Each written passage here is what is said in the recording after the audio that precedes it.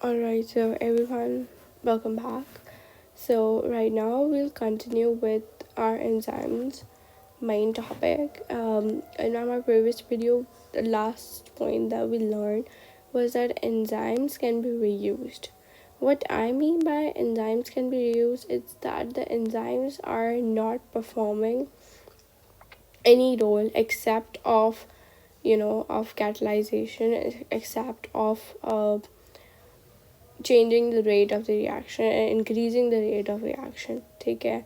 अब एंजाइम्स जो है ना वो क्या करते हैं, वो सबस्ट्रेट पे काम करते हैं. ऐसा नहीं होता कि वो खुद काम कर लेते हैं उस चीज़ पे. तो ये चीज़ हमें आनी चाहिए क्लियर पॉइंट पे. एक और पॉइंट अगर हमें बताना चाहिए तो हमें बताना चाहिए एंजाइम्स जो हैं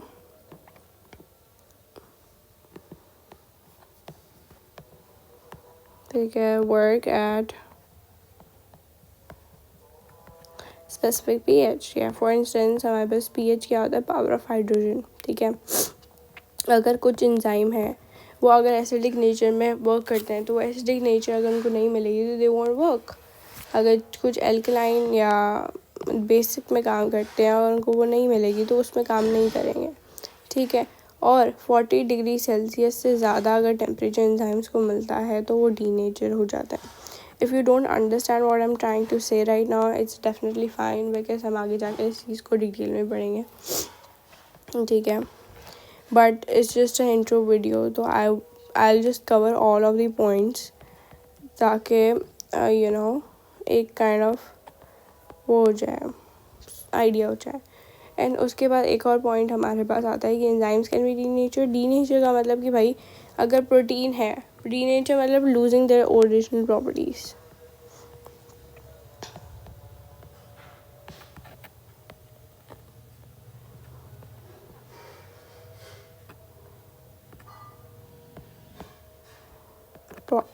ठीक है.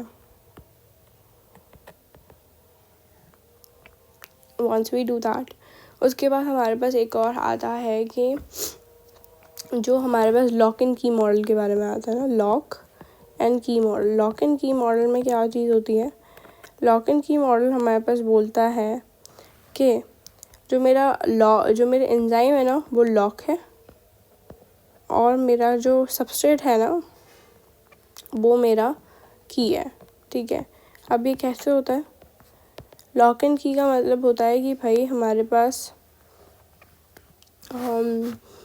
एक ये सबस्ट्रेट है,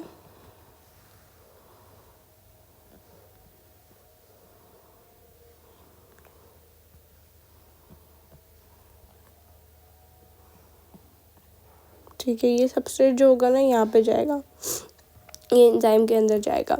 अब क्या होता है हमारे पास जो होता है ना लॉक इन की मॉडल की, भाई हमारे पास जो एंजाइम है और जो मेरा सबस्ट्रेट है उन दोनों का जो शेप है कॉम्प्लीमेंट्री टू ईच अदर. ठीक है. What do you mean complementary, इसका मतलब कि ब्लॉक्स की तरह है. आपने प्रॉब्लम ब्लॉक्स देखे होंगे. ठीक है. ब्लॉक्स जो होता है ना जब उनको दोनों को साथ जोड़ते हैं तो लगता है कि बिल्कुल ही ऐसा बना है कि एक दूसरे के लिए ही बना है. ठीक है. एंड लॉक एंड की इज़ मोर लाइक दैट कि अगर हमारे पास चाबी है और ताला है तो चाबी और ताले की तरह हमारे पास एंजाइम्स होते हैं कि जैसे जब तक हम क्या कहते हैं चाबी नहीं लगाएंगे तो हमारे पास एंजाइम काम नहीं करेगी. ये भी एक पॉइंट हो जाता है कि जब तक हम सबस्ट्रेट जो है ठीक है एंजाइम के साथ नहीं जुड़ता, ठीक है, तो वो इन सब नहीं जुड़ता तो एंजाइम एक्टिवेट नहीं होती. ठीक है. एंजाइम को एक्टिवेट करने के लिए सबस्ट्रेट को ज्वाइन करवाना बहुत ज़रूरी है. अब क्या होता है हमारे पास, ये जो एंजाइम होती है ना, एंजाइम का ये पार्ट ना जो मैंने अभी हाईलाइट किया है विथ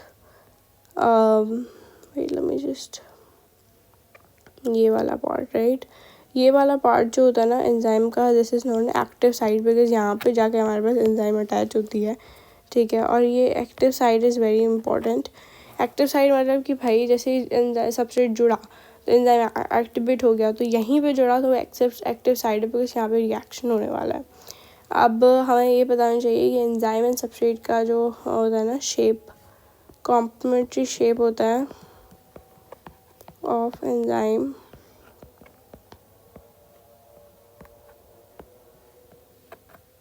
एंड सबस्ट्रेट. ठीक है. तो this is something we should know. तो ये लॉक एंड की मॉडल होता है कि भाई दोनों कॉम्प्लीमेंट्री टू ईच अदर हैं। अगर देखो, अगर चाबी नहीं लगी, अब हमने स्पेसिफिसिटी में भी यही पढ़ा था कि भाई फॉर इंस्टेंस अगर मैं अपने रूम की दरवाज़ा खोलना चाह रही हूँ और मैं किसी और की दरवाजे का रूम की चाबी अगर मैं अपने ताले में लगाऊंगी तो वो नहीं खुलेगी। तो इसका मतलब ये है कि हर लॉक के लिए एक स्पेसिफिक की होती है, ठीक है। तो ये हमारे पास एक आ जाता है। उसके बाद बोला जाता है कि भाई हमारे पास हमेशा लॉक इन की मॉड्यूल यूज होता है वाइल इट्स अ हाइपोथेसिस, ठीक है। ये हाइपोथेसिस है, थीसिस बोलते हैं, ठीक है। एक और हाइपोथेसिस है जिसमें बोला जाता है कि एंजाइम कभी कभी जो होता है ना, वो क्या कर लेती है, वो मॉडिफाई कर लेती है अपनी size according to the size of substrate. For instance अगर मेरा सबस्ट्रेट ऐसा है और मेरे पास मेरी जो एंजाइम है उसका शेप कुछ ऐसा है, तो दोनों का शेप अभी कॉम्प्लीमेंट्री नहीं है, तो क्या होगा, मेरा सबस्ट्रेट जो होगा ना इसके अंदर चला जाएगा, एंजाइम के अंदर चला जाएगा, और मेरी एंजाइम ना अकॉर्डिंग टू द सबस्ट्रेट अपना जो एरिया है, ठीक है, उसे मॉडिफाई करेगी, एरिया को मॉडिफाई कर लेगी। तो ये तो लॉक इन की मॉडल में अप्लाई नहीं होता, बट एक ऐसा मॉडल हमने देखा है कि हमारे पास जब नहीं हो रहा होता है तो अपने एरिया को एंजाइम मॉडिफाई कर देती है, अपने एरिया को उसके हिसाब, सबस्ट्रेट के हिसाब से एडजस्ट कर देती है, जिसे हम इंड्यूस्ड फिट मॉडल भी बोलते हैं, ठीक है। जो हम आगे जाके पढ़ेंगे, I have already taught you guys यहाँ पर, ठीक है। अगर समझ आ रहा है तो ठीक है, वरना we will definitely study in next videos, ठीक है। तो ये हमारे पास इंड्यूस्ड फिट मॉडल हम पढ़ते हैं। उसके बाद 40 डिग्री सेल्सियस का अगर हम बात करें तो 40 डिग्री सेल्सियस हमें बोलता है, जैसे कि अगर हम यहाँ पे देखें तो ये एंजाइम है, ये हमारे पास दो सबस्ट्रेट हैं। अब देखो, जब ये दोनों ज्वाइन हो रहे हैं तो ये एक कॉम्प्लीमेंट्री टू ईच अदर है। देखो इसकी साइज़ ये लग रही है पूरी, ये जो है ऐसे लग रहा है, तो ये कॉम्प्लीमेंट्री टू ईच अदर है, ठीक है। जैसे ही कॉम्प्लीमेंट्री टू ईच अदर हुए, ये बन गया, ठीक है। यहाँ पे एक्टिव साइड ये रही इनकी, ठीक है, ये एक्टिव साइड बन गई। और यहाँ पे जो रिएक्शन, और जैसे ही हमारे पास प्रोसेस हो गया तो ये हमारे पास एंजाइम हमारे पास प्रोडक्ट के अंदर निकल के आ गया, और ये दो प्रोडक्ट्स निकल के आ गए हमारे पास, ठीक है।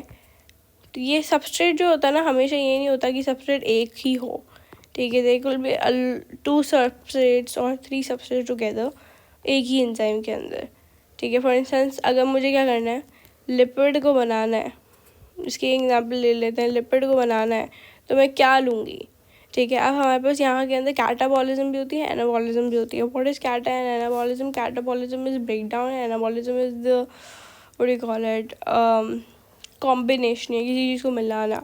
तो अगर मुझे एनाबॉलिज्म करनी है, बिकॉज हमने ये सारी चीज़ें पढ़ी हुई है, right, we have already learned in this chapter 1 कि क्या होता है, मेटाबॉलिज्म होता है। मेटाबॉलिज्म हमारे पास होता है, द केमिकल रिएक्शंस होती हैं, तो उनके 2 टाइप्स होते हैं, एनाबॉलिज्म एंड कैटाबॉलिज्म। अब लिपिड को बनाना है तो मैं क्या करूँगी, मैं ग्लाइसरॉल लूँगी, मैं फैटी एसिड लूँगी, तो ये 2 सबस्ट्रेट लूँगी, 2 रिएक्टेंट्स लूँगी, तो तभी जाके मेरे पास क्या बनेगा, मेरा लिपिड मुझे बनेगा। तो यहीं पे वैसी ही चीज़ हो रही है कि एक मैंने लिपिड ले लिया, एक मैंने फैटी एसिड ले लिया, एक ग्लाइसरॉल ले लिया, दोनों को लगाया तो मेरे पास यहाँ पे तो एक आ रहा है, 2 आ रहे हैं, यहाँ पे एक ही प्रोडक्ट आता जो हमारे पास होता फैटी एसिड्स, ठीक है, लिपिड्स होते हैं। सो या, so this is all about the enzymes introduction. I hope you guys learn a bit in this video. This one was quite productive one. So if you guys have any questions, you guys can ask me out in the comment sections. And yeah, thank you for hearing or watching this video.